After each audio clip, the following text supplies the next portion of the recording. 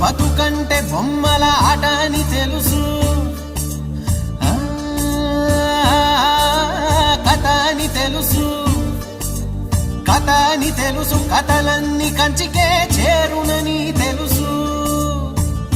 తెలుసు తెర తొలుగుతుందని, తెలుసు తెల్లారుతుందని,